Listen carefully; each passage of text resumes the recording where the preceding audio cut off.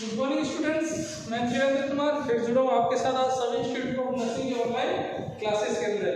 तो आज हम बात करेंगे फंडामेंटल एक टॉपिक है नर्सिंग प्रोसेस। अब नर्सिंग प्रोसेस या नर्सिंग परिचर्या या प्रक्रिया जो होती है वो होता क्या है और क्या इसके अंदर प्रोसीजर्स वगैरह होती है, क्या इसकी टेक्निक्स वगैरह, उसके बारे में बात करते हैं। तो सबसे पहले बात करते हैं नर्सिंग प्रोसेस की। तो नर्सिंग प्रोसेस होता क्या है? अब देखो यहाँ नर्सिंग का मतलब होता है परिचर्या, प्रोसेस मतलब होता है प्रक्रिया। यानी यहाँ पर हम नर्सिंग के बारे में बात करेंगे तो एक वह प्रकार या एक वह टेक्निक है जिसके द्वारा हम एक पेशेंट को देखने, उसकी असेसमेंट करने, उसके साथ में क्या क्या ट्रीटमेंट होना है, उसकी कैसे देखभाल करनी है, क्या क्या प्रक्रिया होनी चाहिए उसके साथ। तो ये सारी की सारी जो प्रोसेस है या प्रक्रिया उसके साथ संपन्न होनी है, उन सभी को मिलाकर हम नर्सिंग प्रोसेस कहते हैं। अब जो नर्सिंग प्रोसेस है ये विभिन्न प्रकार के चरणों में या अलग अलग बोलते स्टेप्स पर स्टेप्स कंप्लीट होती हैं, ठीक है ना। तो इसके अंदर 4 से 5 स्टेप होते हैं जिनके अंदर क्या होती है पूरी होती है, और प्रत्येक जो स्टेप है या चरण है उसके अंदर पर्टिकुलर इस स्टेप से रिलेटेड या उस चरण से रिलेटेड बोल सकते हैं क्या होती है, प्रक्रिया होती है, उसकी प्रोसेस होती है, ठीक है। अब नर्सिंग प्रोसेस के अंदर ये होती है, इसके अंदर चरणों में जो श्रृंखला होती है जिसके द्वारा क्या है जो भी प्रक्रिया हम नर्सिंग या पेशेंट के साथ में नर्सिंग पर्सनल जो है वो पेशेंट के साथ प्रोसेस करता है या उसके साथ जो भी क्रियाकलाप करेंगे या उसके साथ जो भी एक्टिविटी वगैरह की जाती है उनको अलग अलग स्टेप्स के अंदर या अलग अलग चरणों के अंदर क्या कर दिया गया है, डिवाइड कर लिया गया है। तो इसके अंदर होता क्या है, सबसे पहले अगर स्टेप्स की बात करें तो सबसे पहले होता है आइडेंटिफिकेशन।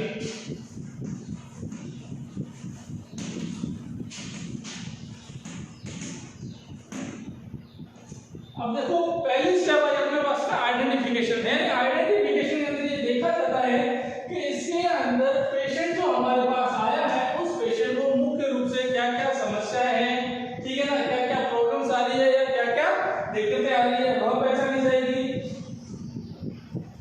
ठीक है ना, उसकी समस्या की पहचान की जाती है। उसके बाद में सेकंड आता है आपके पास में वो आती है आपकी प्लानिंग।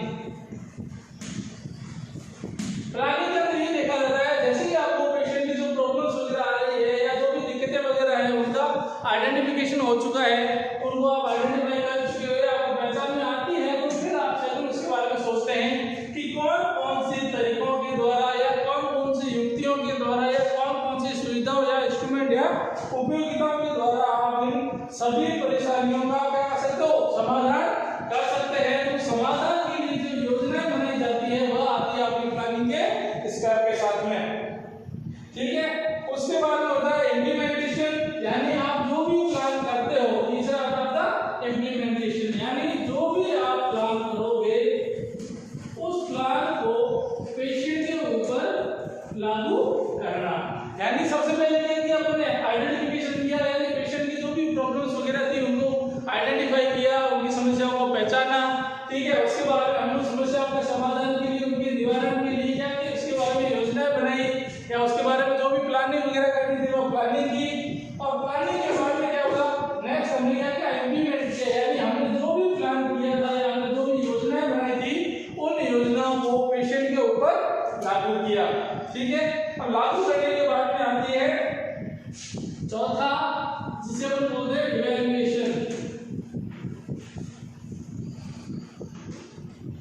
अब इवैल्यूएशन की बात करें तो आपने क्या किया, जो भी आपने परिणाम क्या आपने जो भी योजनाएं थी जो पेशेंट के ऊपर लागू की थी उनका परिणाम क्या रहा या क्या रिजल्ट रहा उनका वो हम देखेंगे इवैल्यूएशन के ऊपर। पेशेंट उससे ठीक हुआ, किस हद तक जो समस्या थी उन समस्याओं का निराकरण हुआ या नहीं हुआ, क्या क्या दिक्कतें वगैरह आ रही है या क्या दिक्कतें होनी चाहिए थी, क्या दिक्कतें हो रही है, सारा का सारा हम देखते हैं इवैल्यूएशन के अंदर। तो मुख्य रूप से आपकी जो नर्सिंग प्रोसेस है उसको 4 भागों के अंदर या 4 चरणों के अंदर डिवाइड कर दिया, जिसके अंदर सबसे पहले आपका आइडेंटिफिकेशन है, नेक्स्ट उसके बाद उसकी प्लानिंग करोगे, योजना बनाई जाती है, उसके बाद उसको इंप्लीमेंट में लागू किया जाता है और उसके बाद उसके परिणाम देखे जाते हैं, ठीक है। यह चीज थी। अब अपन बात कर रहे थे नर्सिंग प्रोसेस की, तो नर्सिंग प्रोसेस की कुछ विशेषताएं हैं जिनकी वजह से हम नर्सिंग प्रोसेस को लागू कर सकते हैं या उन्हें आइडेंटिफाई करते हैं या उसके परिणाम वगैरह देखे जा सकते हैं। तो उसके अंदर सबसे पहले देखा जाता है नर्सिंग प्रोसेस की जो विशेषता है उसके अंदर देखा जाता है पहली जो विशेषता है वो है आपकी यह पूर्ण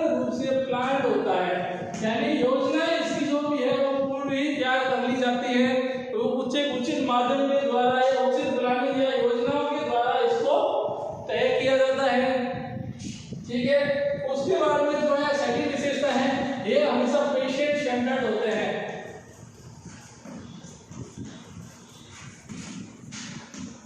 पेशेंट सेंटर्ड का मतलब होता है यहाँ पर आप नर्सिंग प्रोसेस को, जो आपका नर्सिंग प्रोसेस है उसको आप जो भी इसके अंदर प्लानिंग वगैरह करते हो, जो भी योजनाएं बनाई जाती है, जो भी योजना का क्रियान्वयन किया जाता है या इवैल्यूएशन वगैरह जो भी करते हो, ये सारा का सारा पेशेंट को केंद्रित में रखकर किया जाता है। यानी यहाँ पर आप जो भी योजना वगैरह बना रहे हैं या जो भी कार्य वगैरह कर रहे हैं वो सारे के सारे पेशेंट को देखकर किए जाते हैं। ठीक है ना, यानी पेशेंट यहाँ पर आपकी योजनाओं का केंद्र बिंदु या सेंटर पॉइंट होता है, उसके आसपास ही आपकी सारी योजनाएं लागू होती हैं। ठीक है, नेक्स्ट बात करते हैं पेशेंट के बाद में आता है आपका, ये होता है आपका प्रॉब्लम ओरिएंटेड होता है।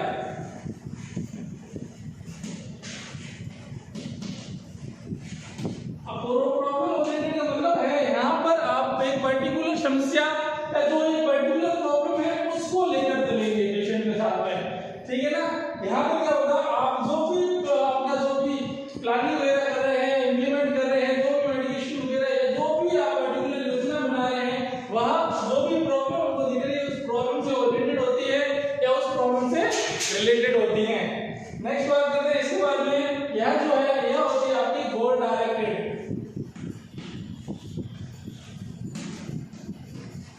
गोल डायरेक्टेड का मतलब होता है यहाँ पर आप जो भी कार्य करोगे एक गोल को निर्धारित करके, एक लक्ष्य को निर्धारित करके कार्य किया जाता है।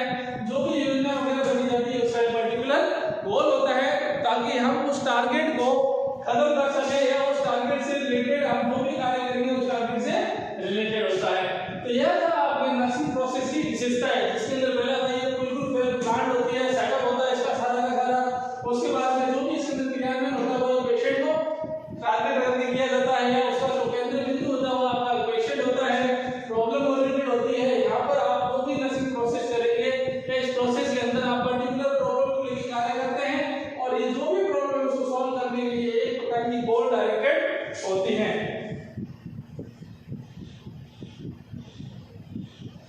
एक खास चीज और देखी जाती है इसके अंदर, नर्सिंग प्रोसेस के अंदर जब भी हम किसी भी प्रॉब्लम का निवारण करते हैं या निराकरण करते हैं तो उसके अंदर ये देखा जाता है कि जो मरीज है वह मरीज एक व्यक्ति भी हो सकता है, एक परिवार भी हो सकता है, एक समुदाय भी हो सकता है। यानी यहाँ पर मरीज को अलग अलग भागों में डिवाइड करते हैं। जैसे कई बार बोलते हैं कि मरीज हमारे पास में जो आ रहा है वो एक पर्टिकुलर व्यक्ति होता है, जबकि नर्सिंग प्रोसेस के अंदर जो भी कार्य किया जाएगा या जो भी प्रॉब्लम का सॉल्यूशन वगैरह निकाला जाता है उसके अंदर हमारे पास मरीज के रूप में एक व्यक्ति, पर्टिकुलर एक व्यक्ति भी हो सकता है उसकी फैमिली पूरी आ जाए, या फिर हो सकता है पूरा समुदाय भी हो सकता है, ताकि उससे आराम से जो भी नर्सिंग सेवाएं वगैरह है वो प्रोवाइड कर सकते हैं या अपनी सेवाएं सब जो भी है उनको प्रोवाइड प्रदान की जा सकती हैं। ठीक है, अब यहाँ पर बात करते हैं इसके मुख्य स्टेप के बारे में बात करें तो नर्सिंग प्रोसेस के जो स्टेप है उनको मुख्य रूप से 4 भागों के अंदर डिवाइड किया गया है। तो नर्सिंग प्रोसेस के अंदर जो इसके स्टेप है उनको 4 भागों में डिवाइड करने पर सबसे पहले अपने पास में आता है असेसमेंट।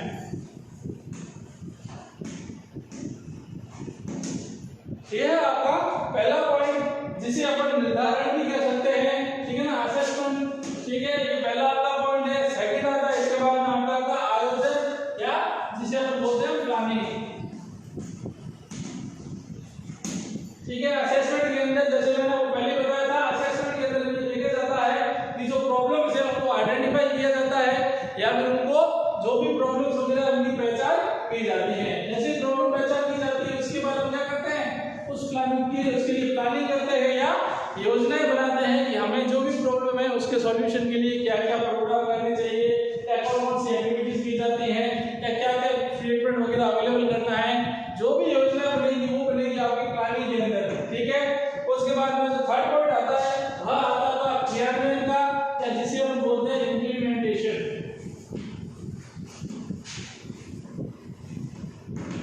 यह आपका तीसरा पॉइंट इम्प्लीमेंट, यानी आपने जो भी प्लानिंग की है या जो भी आपने योजना बनाई है, ठीक है ना, उन योजनाओं को आप क्या करेंगे, पेशेंट के ऊपर लागू करते हैं या उन योजनाओं का क्रियान्वयन करते हैं, जिन्हें अपन इम्प्लीमेंटेशन कहते हैं। और जब इम्प्लीमेंट कर लिया तो उसके बाद हम क्या करते हैं, इवैल्यूएशन करते हैं या जिसे हम बोलते हैं मूल्यांकन करना। ये होता है आपका इवैल्यूएशन यानी मूल्यांकन। जो भी आपने ट्रीटमेंट दिया है, चाहे वो कुछ थेरेपीज वगैरह प्रोवाइड की है या उसको जो भी पेशेंट के साथ में जो लागू की थी, उनका कितना प्रभाव पेशेंट के ऊपर पड़ा या समुदाय के अंदर पड़ा, उसको सबको आप क्या करते हैं मूल्यांकन करते हैं, उनका इवैल्यूएशन करते हैं, ताकि आपको प्रॉपर जो भी उसके रिजल्ट वगैरह है या उसके जो भी परिणाम वगैरह है वो आप आराम से याद कर सकते हैं। तो यह थे आपके नर्सिंग प्रोसेस के चारों स्टेप।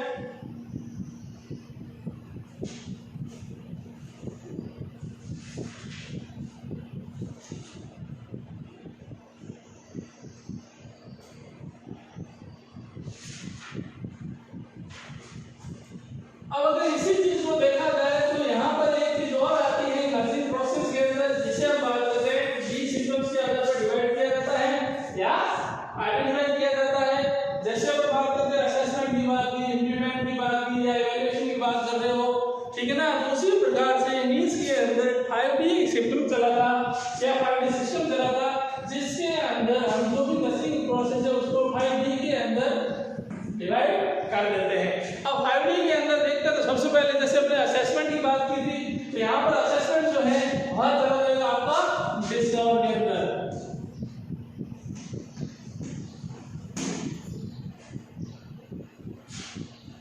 आप देखो डिस्कवर आ गया पहला अपना पॉइंट D5 के अंदर, पहला भी आ गया अपना डिस्कवर के अंदर। तो डिस्कवर के अंदर क्या होता है, जैसे हमने असेसमेंट के अंदर बात की थी पहचान करना, तो यहाँ पर डिस्कवर का मतलब होता है खोज करना, यानी यहाँ पर जो भी प्रॉब्लम्स वगैरह आ रही है उनका आप क्या करेंगे, खोज करते हैं, या जो भी प्रॉब्लम्स आ रही है उनको खोजते हैं। सेकंड आता है उसके बाद में आपका आता है डिलीव।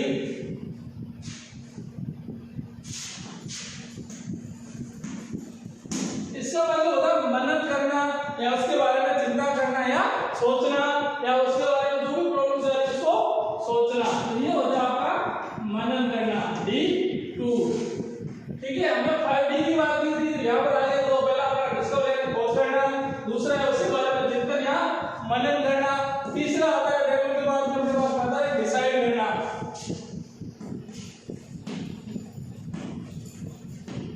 डिसाइड यानी निर्णय लेना। देखो अब जैसे बात करें किसी भी प्रॉब्लम्स को ले रहे हैं तो सबसे पहले अपन ने क्या किया, उसके बारे में खोज की, इन्वेस्टिगेशन की, ठीक है, डिस्कवर किया, तो हमें पता चला कि हमारे पास ये प्रॉब्लम्स आ रही है। ठीक है, जैसे प्रॉब्लम आई हमने क्या किया, उसके निर्धारण या उसके निवारण के लिए हमने उसके ऊपर मनन किया, चिंतन किया या उसके बारे में और जानकारी इकट्ठी की।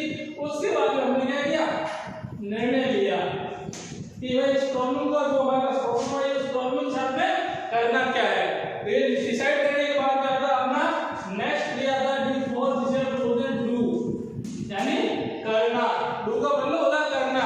अब होता क्या है, हम जो भी कार्य वगैरह कर रहे हैं या इसके ऊपर जो भी निर्णय वगैरह लिया था उसको क्या करें, संपादित करेंगे, यानी डू का मतलब होता है आपका कार्य करना। ठीक है, ये था D4। और उसके बाद में आता है आपका लास्ट 5D, जिसे हम बोलते हैं डिस्क्रिमिनेट।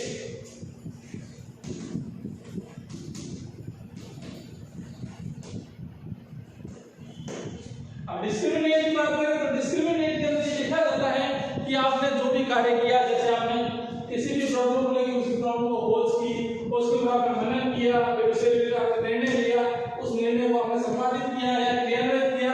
तो क्रियान्वित करने के बाद में आपको जो रिजल्ट्स मिले हैं उन परिणामों के बारे में आप क्या करते हैं, विवेचना करते हैं या उनका मूल्यांकन करते हैं, जिससे आपको जो भी प्रॉब्लम आती है उनका सॉल्यूशन के रूप में आपको जानकारी मिलती है।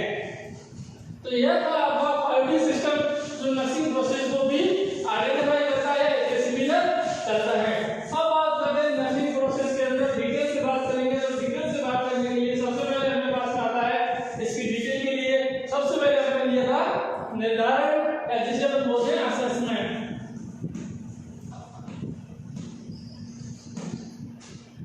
अब असेस करना या किसी भी चीज को आइडेंटिफाई करना, उसका निर्धारण करना, तो होता क्या है, यहाँ पर ये देखा जाता है कि विभिन्न प्रकार के जो डाटा आ रहे हैं या जो तथ्य आ रहे हैं या जो भी कथन वगैरह आ रहे हैं या आंकड़े जो हमारे पास आ रहे हैं, उन सभी का संग्रहण या कलेक्शन करना ही आपका क्या कहलाता है, असेसमेंट कहलाता है। यानी यहाँ पर ये बात कर सकते हैं कि कलेक्शन ऑफ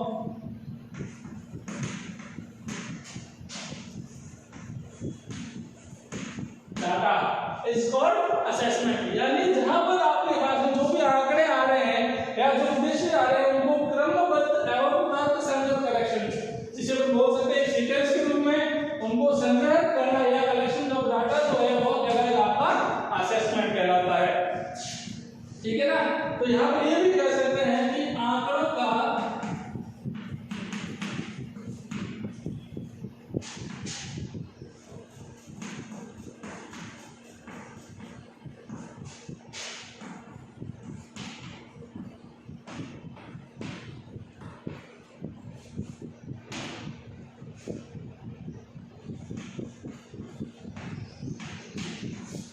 यह है आपका असेसमेंट, जिसके अंदर देखा जाता है कि आपके पास जो डाटा आ रहे हैं, जो आंकड़े आ रहे हैं, उनको आप एक क्रमबद्ध एवं तर्कसंगत क्या कर रहे हैं, संग्रहण कर रहे हैं।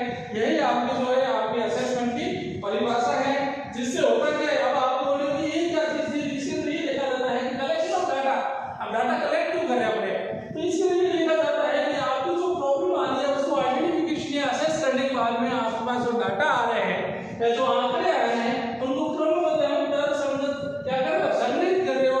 तो उन डाटा के सहायता से आपको क्या होगा, जितने भी प्रकार की मरीज के साथ समस्याएं आ रही है या मरीज में जो प्रॉब्लम्स आ रही है उन प्रॉब्लम्स को आप प्रॉपर रूप से क्या कर सकते हो, आइडेंटिफाई कर सकते हो, उसको डिफाइन कर सकते हो और उसकी जो भी समस्या है उनको आप निवारण कर सकते हो या उस समस्या को सुलझा सकते हो। तो यह था आपका असेसमेंट। ठीक है। अब असेसमेंट के द्वारा देखिए ये था कलेक्शन ऑफ डाटा, यानी यहाँ पर आप पेशेंट से रिलेटेड या जितने भी प्रकार के जो डाटा आ रहे हैं उन डाटा को आप स्टोर करते हो, उनको संग्रहित करते हो। तो उन संग्रहित डाटा की सहायता से आप पेशेंट से रिलेटेड जितनी भी प्रॉब्लम्स आ रही है उन सभी समस्याओं का निवारण एवं निराकरण कर सकते हैं। और यही जो पूरी प्रोसेस है इसे आप कहते हैं असेसमेंट या निर्धारण। तो बात करते हैं सबसे, देखो यही सबके पास क्या है, नई चीज आ गई, कलेक्शन ऑफ डाटा, यानी अब जो डाटा है या आंकड़े हैं या जो भी आपके पास में सब आ रहे हैं उनका आप कलेक्शन करोगे कैसे। ठीक है ना। अपन बात करें असेसमेंट की, असेसमेंट का मतलब होता है डाटा कलेक्शन।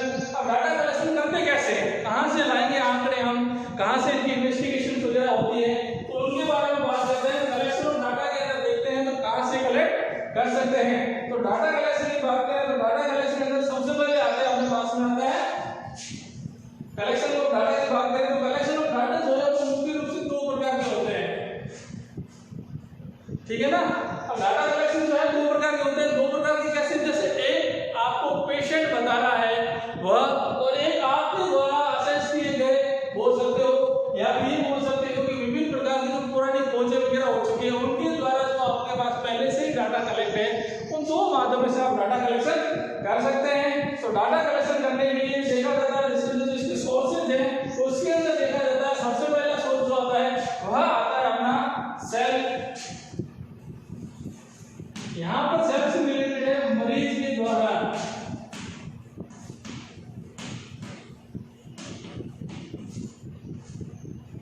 ठीक है ना। ये था आपका सब्जेक्टिव डाटा भी कहते हैं अपने इसको। क्यों सब्जेक्टिव डाटा क्यों कहते हैं, क्योंकि यहाँ पर मरीज खुद अपनी जो प्रॉब्लम्स है या उसको जो समस्या आ रही है वो खुद मरीज बता रहा, इसलिए ये था सब्जेक्टिव डाटा। नेक्स्ट बात करते हैं इसके बाद आते हैं सेकंड बात करें तो सेकंड के अंदर आते हैं इसके जो भी फैमिली मेंबर्स है और साथ में उसके फ्रेंड्स वगैरह। तो फैमिली मेंबर्स है या उसके फ्रेंड्स वगैरह हैं उनके द्वारा जो भी डाटा कलेक्ट होता है वह, यानी एक को पेशेंट खुद बता रहा है, एक उसके पेशेंट के परिवार के सदस्य बता रहे हैं, उसके मित्र वगैरह है, दोस्त वगैरह है, जो बता सकते हैं। ठीक है। थर्ड आता है इसके बाद में, उसके बाद आता है आपका जो हेल्थ टीम मेंबर्स।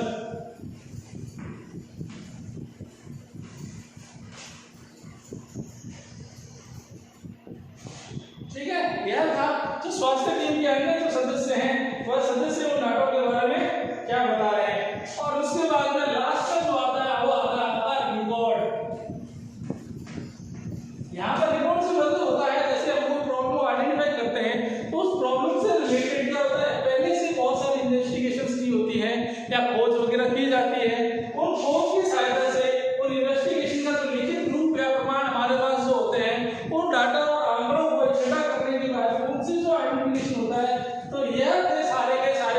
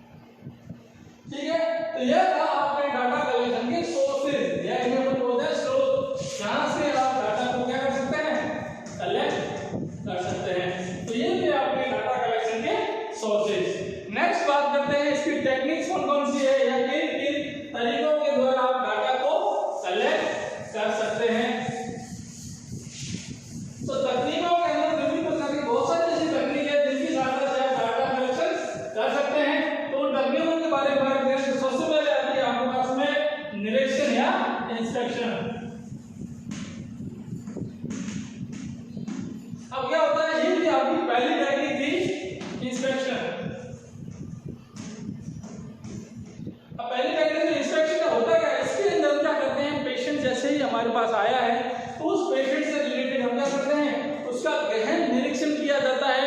उनको आंखों के द्वारा उसकी जो चाल ढाल है, हाव भाव है, चलने फिरने का तरीका है, या उसके जो बॉडी पोस्चर है, उन सभी को इंस्पेक्ट या निरीक्षण किया जाता है, जिसके द्वारा उसके साथ होने वाली प्रॉब्लम्स को हम आइडेंटिफाई या उसके बारे में जो भी रिलेटेड डाटा है वो हम कलेक्ट कर सकते हैं। पहला आपके पास आ गया निरीक्षण, सेकंड आता है उसके बाद आता इंटरव्यू।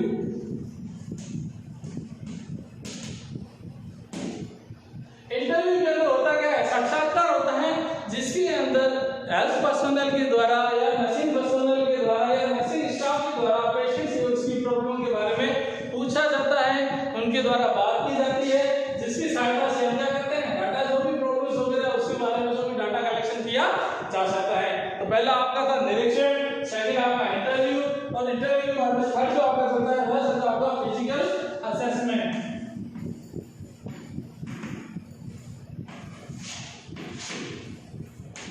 फिजिकल असेसमेंट के अंदर जो होता है हेल्थ चेकअप वगैरह किया जाता है, जिसके अंदर बोलते हैं टेंपरेचर लेना, बीपी लेना, प्रेशर चेक करना, ठीक है ना, ये सारी या पल्स वगैरह, नाड़ी वगैरह चेक किया जाता है। ये सारा का सारा फिजिकल असेसमेंट किया जाता है, ताकि जो भी हमारे नॉर्मल वाइटल साइंस जिन्हें हम बोलते हैं या फिर जिन्हें हम बोलते हैं अपने जो वाइटल साइन है, टीटीआर है, बीपी है, उनके अंदर यदि किसी प्रकार की गड़बड़ वगैरह है या कुछ वगैरह है, उन सभी का असेसमेंट किया जाता है।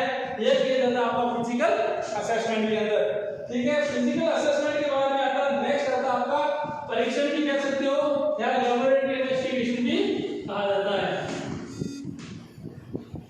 अब लैब इन्वेस्टिगेशन की बात करें तो लैब इन्वेस्टिगेशन के अंदर क्या होता है, विभिन्न प्रकार के सैंपलिंग मेथड्स के द्वारा हमारी बॉडी से यूरिन है, ब्लड है, स्टूल है या स्किन वगैरह है या सेल्स वगैरह है, उन सभी का कल्चर करके उनके द्वारा लैबोरेटरी के अंदर या प्रयोगशालाओं के अंदर जो भी एब्नॉर्मलिटी से रिलेटेड या बीमारी से रिलेटेड जो डाटा कलेक्ट किया जाता है वह आता है आपका लैबोरेटरी इन्वेस्टिगेशंस के अंदर, ठीक है।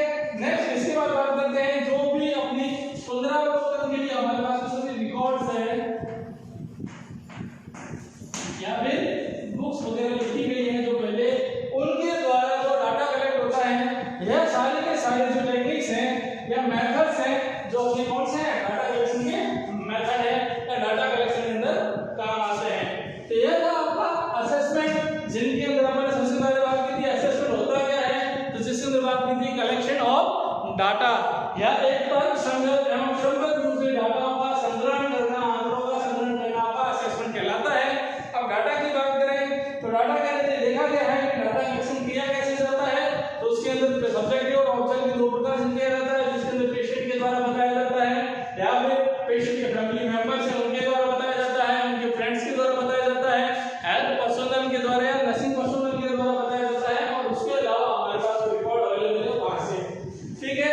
उसके बाद बात कीजिए अपने मेथड्स ऑफ डाटा कलेक्शन, यानी कौन कौन से तकनीकों के द्वारा डाटा कलेक्शन किया जाता है, तो इसके अंदर आपका इंस्पेक्शन है, इंटरव्यू है, फिजिकल असेसमेंट है, लैब इन्वेस्टिगेशंस वगैरह होती है वो है, और रिकॉर्ड्स और जो भी बुक्स वगैरह हमारे पास अवेलेबल होती हैं, इन सभी से होता है आपका डाटा कलेक्शन, ठीक है। इसके बाद में होता है जो भी है इनके अंदर विभिन्न प्रकार के जो विकार वगैरह आते हैं, जो भी बॉडी के अंदर चेंजेस वगैरह आते हैं, उन सभी के द्वारा आपका जो भी हेल्थ असेसमेंट किया जा सकता है। इनके द्वारा जो भी निर्धारण वगैरह करना है, जो असेसमेंट की प्रोसेस है वह कंप्लीट हो सकती है।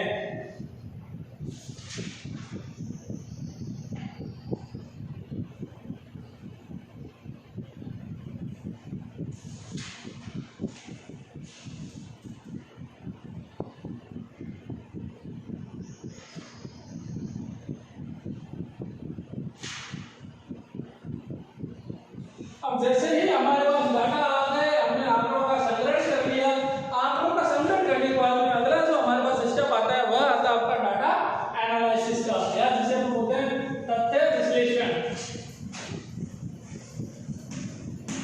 अब यदि डाटा एनालिसिस की बात करें तो डाटा एनालिसिस में ये देखा जाता है कि हमारे पास जो भी डाटा वगैरह आए हैं सबको कलेक्ट करके उन सभी को एकत्रित करके नर्सिंग पर्सनल के द्वारा या सभी प्रकार के जो विशेषज्ञ पाए जाते हैं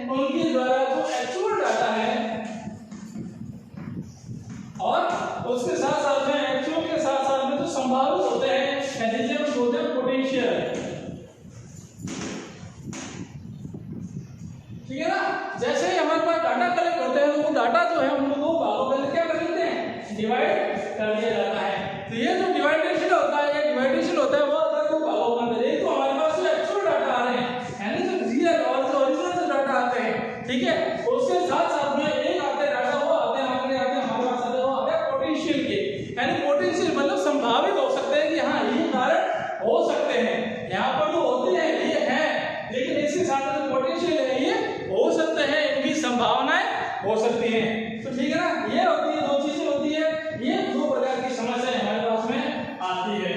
जैसे ही आप डाटा कलेक्शन करते हो, विभिन्न तरीकों से जो डाटा कलेक्ट किया गया है, उन डाटा को कलेक्शन के बाद में हमारे पास दो प्रकार के आंकड़े आते हैं, एक तो जो वास्तविक आंकड़े आते हैं जिनको एक्चुअल डाटा कहते हैं, उसके साथ में कुछ डाटा जो आते हैं वो पोटेंशियल होते हैं जिनके अंदर संभावनाएं दर्शाई जाती है या संभावित हो सकते हैं कि हाँ ये डाटा जो है वो संभावित है या ये परिणाम जो है इसके लिए निकल सकते हैं।